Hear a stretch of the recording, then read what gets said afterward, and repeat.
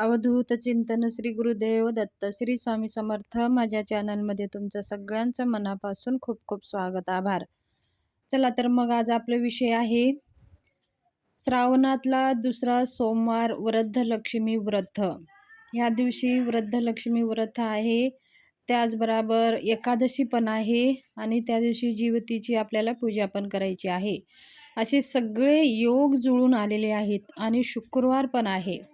आपल्याला आपल्या घरामध्ये धन प्राप्तीसाठी, धन अखंड टिकून राहण्यासाठी, धन येत नसेल तर धन येण्याचे मार्ग प्राप्त होण्यासाठी अत्यंत महत्त्वाचा हा दिवस आहे. ह्या दिवशी आपल्याला वृद्धलक्ष्मी व्रत करायचं आहे.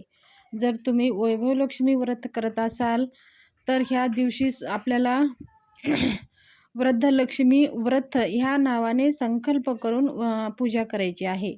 समजा तुम्ही वैभवलक्ष्मी व्रत करत नसाल तर आपल्याला वृद्धलक्ष्मी व्रत आहे असं म्हणून संकल्प करून आपल्याला शुक्रवारी वृद्धलक्ष्मीची पूजा करायची आहे. वृद्धलक्ष्मी म्हणजे वरदान देणारी लक्ष्मी. ह्या दिवशी जर आपण लक्ष्मी मातेची मनोभावे आणि श्रद्धेने पूजा केली, मंत्रजप केले, अनुष्ठान केले तर आपल्याला कधीही धनाची कमी पडत नाही. ह्या वरदलक्ष्मी वर देणारी लक्ष्मी आहे. आपल्याला वरदान देणारी लक्ष्मी माता ह्या दिवशी आपल्याला वरदान देत असते. म्हणून मनोभावे श्रद्धेने जास्तीत जास्त मंत्र, स्तोत्र, पाठ आपल्याला करायचे आहेत. तर कसं कसं करावे, मंत्र कोणकोणते, पूजा कशी करावी, सगळं व्हिडिओमध्ये सांगणार आहे. व्हिडिओ पूर्ण पहा, स्किप करू नका, म्हणजे पूर्ण माहिती तुम्हाला कळेल. नवीन आला असाल तर एकदा चॅनलला सबस्क्राईब करा. अजून सबस्क्राईब केलं नसेल तर एकदा सबस्क्राईब करा, म्हणजे मी अशीच नवनवीन माहिती तुमच्यासाठी घेऊन येत जात असते.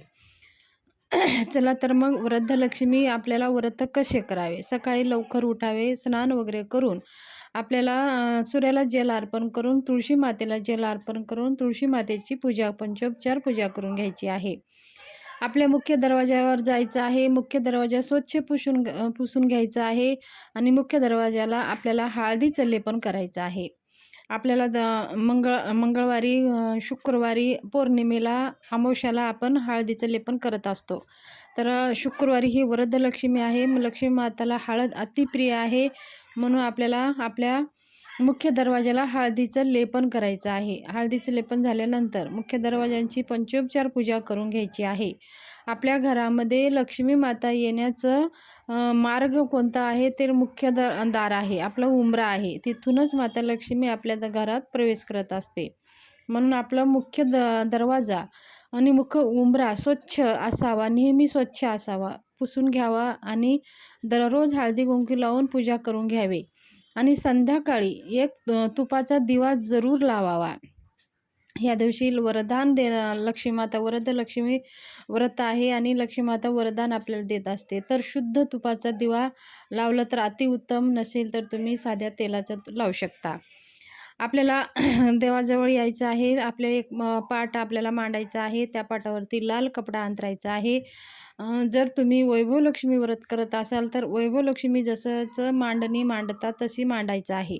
जर तुम्ही वैभवलक्ष्मी व्रत करत नसाल तर आपल्याला लक्ष्मी मातेची मूर्ती घ्यायची आहे. श्रीयंत्र असेल तर श्रीयंत्र ठेवायचं आहे आणि फोटो असेल तर फोटो ठेवायचा आहे.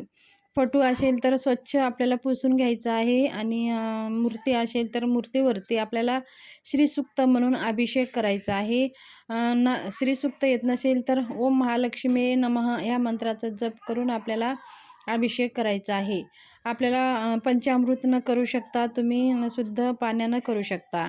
जर शुद्ध पाण्यानं करत असाल तर तुम्ही 11 वेळेस 21 वेळेस ओम महालक्ष्मी नमः या मंत्राचा जप करून अभिषेक करू शकता. जर तुम्ही पंचामृत न करत असाल तर आधी पाणीनं स्नान घालायचं आहे, नंतर पंचामृत, नंतर शुद्ध पाण्यानं स्वच्छ धुवून घ्यायचं आहे. मग अशा प्रकारे अभिषेक करून स्वच्छ मूर्ती पुसून घ्यायची आहे आणि खाली थोडेसे तांदूळ ठेवायचं आहे आणि ते मूर्तीची स्थापना करायची आहे. मग आपल्याला गणपतीची स्थापना करायची आहे आणि साईडला आपल्याला शंख, घंटा असती स्थापना करायची आहे. साईडला एक कळस पण मांडायचा आहे. अशा प्रकारे आपल्याला लक्ष्मी मातेची पूजा करून घ्यायची आहे. आणि ह्या दिवशी आवर्जून आपल्याला नैवेद्यामध्ये खीर करायची आहे. तुम्ही भाताचं करू शकता किंवा तुम्ही रव्याची खीर करू शकता. माता लक्ष्मीला खीर अतिप्रिय आहे. खिरीचं आपल्याला भोग लावायचा आहे. खिरीचं भोग लावताना आपल्याला पाण्यानं चौकोन मंडल करून ते वाटी त्याच्यावर ठेवून वरून आपल्याला 3 वेळेस पाणी फिरवायचं आहे. अशा प्रकारे नैवेद्य झाला, आरती करून घ्यायची आहे. माता लक्ष्मीची आरती तुम्ही करून घ्या. गणपतीची आरती आणि माता लक्ष्मीची आरती करून घ्या.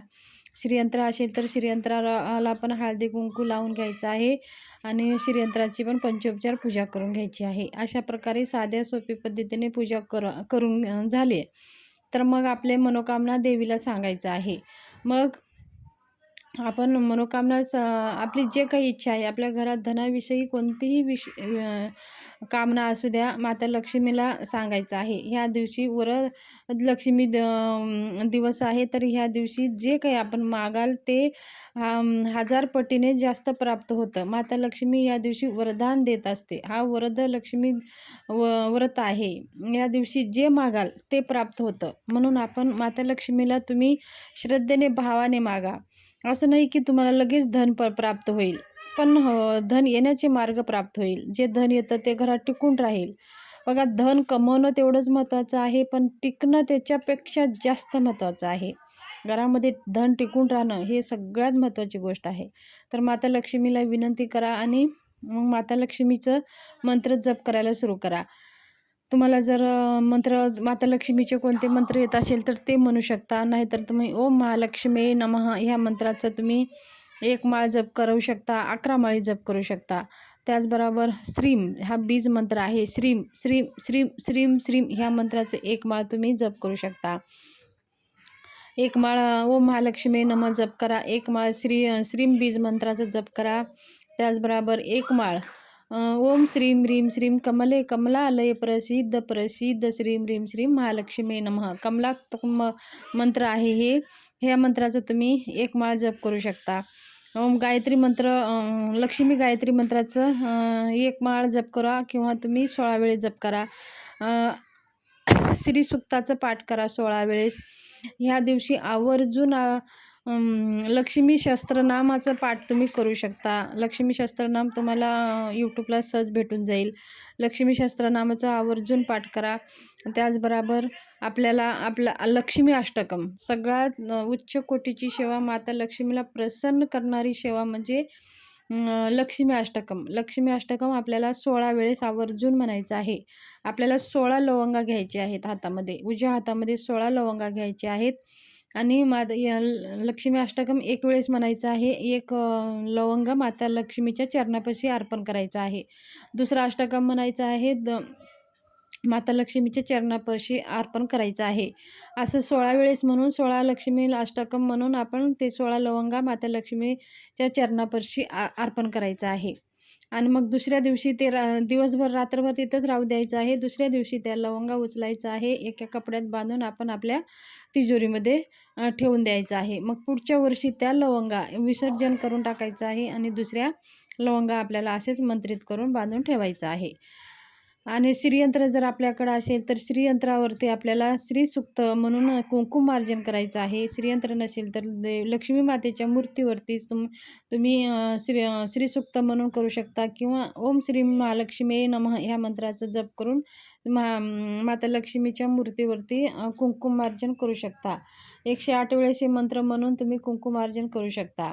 जर समजा तुमच्याकडे मूर्ती पण नाही, श्रीयंत्र पण नाही तर तुम्ही 1 सुपारी ताटामध्ये घ्या आणि त्या सुपारी लक्ष्मी माता समजून ओम श्री महालक्ष्मी नमः असं म्हणून तुम्ही त्या सुपारीवर कुंकुमार्जन करू शकता. अशा प्रकारे आपल्याला वरदलक्ष्मी मातेच्या दिवशी ह्या सगळ्या सेवा करायच्या आहेत. लक्ष्मी माता तुम्हाला वरदान देणार म्हणजे देणार.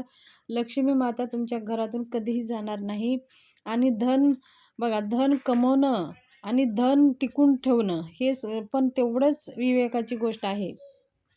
म्हणून लक्ष्मी माता जर आपल्या घरात येतच असते, पण ती टिकून राहणं हेच माता लक्ष्मीची कृपा असते. म्हणून माता लक्ष्मी आपल्या घरात टिकून राहावं, माता लक्ष्मीचं आपल्या घरात असं स्वागत करत राहावं म्हणून विनंती करायची आहे. त्याचबरोबर आपल्याला